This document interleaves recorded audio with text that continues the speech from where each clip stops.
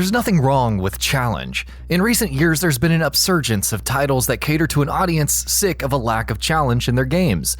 These types of games are great ways for a player to really test their boundaries and try and strive towards a sense of accomplishment.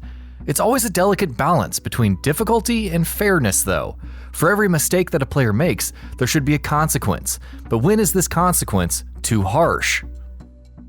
Below is the most recent output by developer Cappy, the studio responsible for Super Brothers Sword and Sorcery EP and Super Time Force.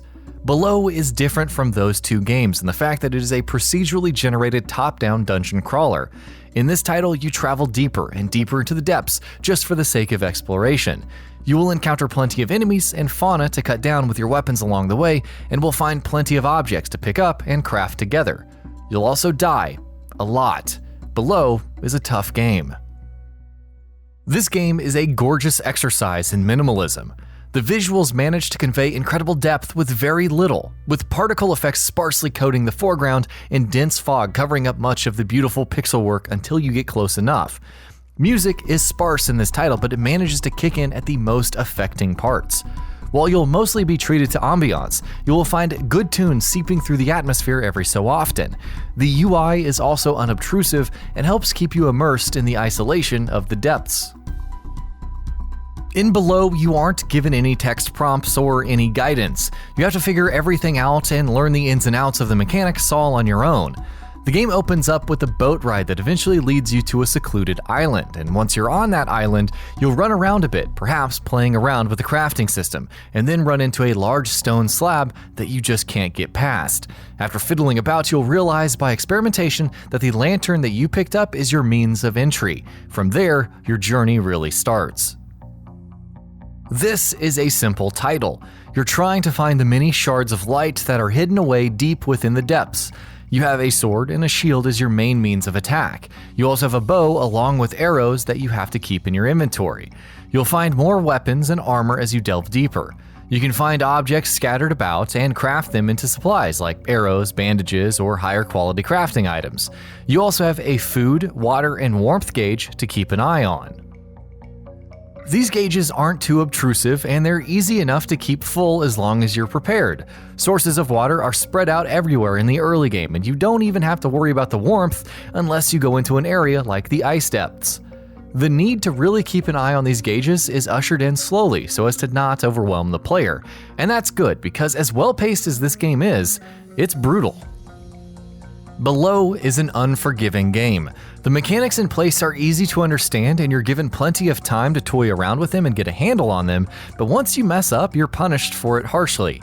Although you'll probably die plenty from enemies, combat is not especially a focus of the game. More often than not, you'll find yourself dying to a well-placed spike trap or from getting lost and starving to death. Your most valuable tool is your lantern. It helps you progress and move obstacles in your path. It helps illuminate your surroundings and spot traps easily. But once you die and lose it, you better hope you're prepared for the trek back to retrieve it. In this title, your belongings are all dropped where you die and stay there until you come back to retrieve it. But should you end up dying again before collecting it, your belongings are lost to the elements, and now your most recent death is the only one with supplies on it. Except for your lantern. That's always going to remain where you initially dropped it until you manage to get back and pick it up.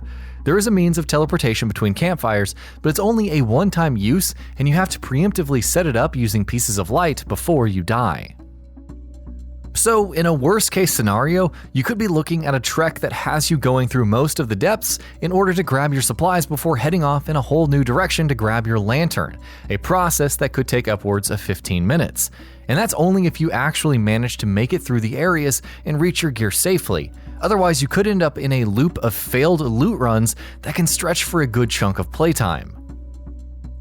You are given a system where you can store items away though. When you rest at campfires, you're taken away in a dream state where you can store crafting items, bits of light, armor, among other things. This dream state can be accessed at every campfire, and it is the game's only way of making sure your possessions are safe. This is a great addition and does a lot to cut down on the monotony of gathering materials every time you have to go back out. Choosing whether or not to go back to a previous campfire to bank your valuables or to continue pushing forward into the depths creates an interesting tension and helps add purpose to your journey. The environments in Below all have a sense of identity that's unique to each level. The rooms in Below are all procedurally generated, but the general layout of the level stays the same. This is definitely a good thing since it's possible to find your old body without searching the entire level. The levels bring out their own issues to worry about, whether it's freezing cold, a greater emphasis on traps, or a more dense fog. You have to tread carefully. These are levels that you never really feel comfortable running through.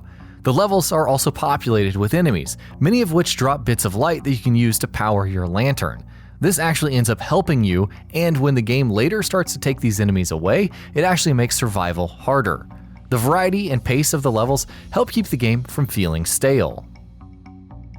There are also a few things in this package that will reward diligent players if you invest into finding or unlocking them. There's plenty of environmental puzzles, like using your bow to hit a switch far off, that offer rewards like additional supplies. There are also hidden shops that you can spend bits of light at in order to get armor and keys. Shortcuts are spaced out through the depths, as well as provide a more reliable way to make it back to previous areas than the campfires allow. All of this comes together to really emphasize what this game is all about: the exploration. After everything is said and done, this game is more so about the simple act of seeing new environments more than anything else. To see how far you can go, how deep you can make it, what new sights you can see. This is the true goal of Below. While Below is a beautiful title and it offers players a unique and isolated experience, this is still a very divisive title. Aside from the aforementioned difficulty, there is also the issue of repetition baked into the game's mechanics. Going back to retrieve your gear over and over and wandering through the same sites over and over is not going to be for every player out there. This is a dungeon crawler at its core, and it shows. For every person who can buy into the atmosphere and get sucked into the oppressive tone, there will be another person who will just be bored and wanting to get to the next new piece of the game. Below requires patience from its players just as much as it requires a methodical approach to its world. But if all of that sounds like a game that you can get behind, then this will give you an experience that few other games get close to. And that about does it for this video. If you enjoyed what you watched and want to see more from GamingBolt, you can always hit that subscribe button and turn on the bell icon next to it. That way you will never miss any of our videos.